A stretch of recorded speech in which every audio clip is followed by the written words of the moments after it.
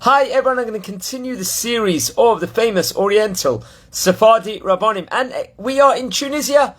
It's going to be the Hilula here on 18th of Kislev, 1 week before the start of Chanukah, of Rabbi Machlouf Idan, who was one of the great rabbis of Tunisia from the last few hundred years, a very, very famous rabbi, and one of the great rabbis of Jerba also. He was born in the English year 1880 and passed away in 1946, December the 11th and 18th of Kislev.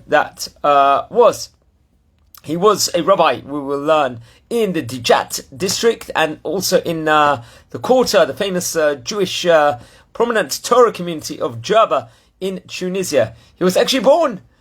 His father was a great rabbi and a Kabbalist, also Rabbi Moshe Idan, and also his mother was Rabbanit Gazala.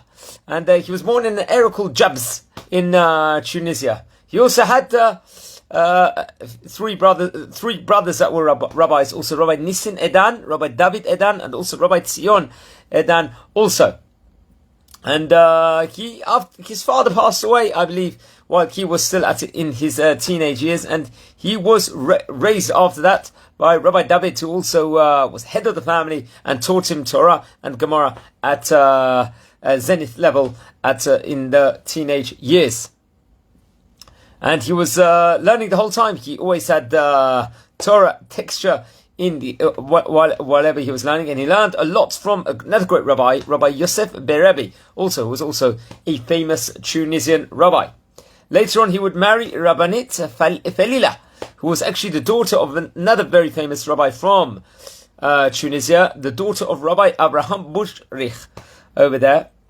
And he was learning. They had several children, and he actually studied under another famous rabbi in Tunisia, another great rabbi of the name Rabbi Moshe Zaken Mazuz, who was also being taught, also studied at that point in time under Rabbi Mordechai Amis HaKohen also.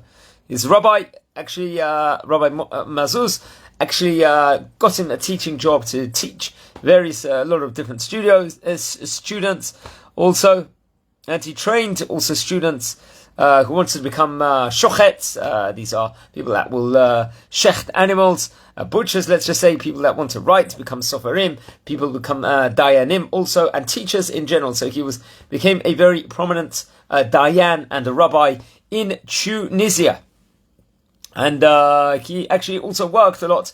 Also during that point in time, there was a lot of the great Sephardi Rabbanim will also be earning money also with jobs, as we've learned from many of the other great rabbis. Later on, he would be appointed in a prominent position in the court and Bet Din in an area in the Digyat district, which was also in Tunisia. This was in the year 1915. And actually, after Rabbi Moshe Mazuz passed away, he was actually appointed the head of the court along with Rabbi Yosef Butrich also, and later on he would serve as a rabbi at Jabes. This is the area where he was born also, which is very, very interesting. Just to add on a few more things within regards to the great Chacham, let me just move the position of the camera. He headed the court, and at the time he was actually working, one of his Talmidim, a great rabbi named Rabbi Moshe Cohen, actually was working under him in the Jewish court over there. He became famous as one of the most, he was known as one of the great rabbis of Tunisia. He was very powerful, he was precise, and he was very, very pious also. He had a very great, modest, and humble. He had a lot of, and he put a lot of humbleness also to him. Was one of the most powerful and great rabbis of Tunisia at that point in time. For example, he fasted a lot. You know, we talked about in other videos how many of the rabbis, the great Kabbalists, would take on fasts upon themselves. He tovelled inside the mikveh every day. And I believe the mikveh actually which he tovelled in was in a famous Al-Gariba synagogue. Also, he did tikkun chatzot every single night. He was very makpid on that also. And he passed away at the age of 66 years old and was buried in Jerba. I think he became ill also while his son also at the same time was suffering from illness also. And later on, he would move, actually, after he was buried in Jerba, his remains would have been moved at the end to Tiberias, where he was given his burial, his keber was moved over there.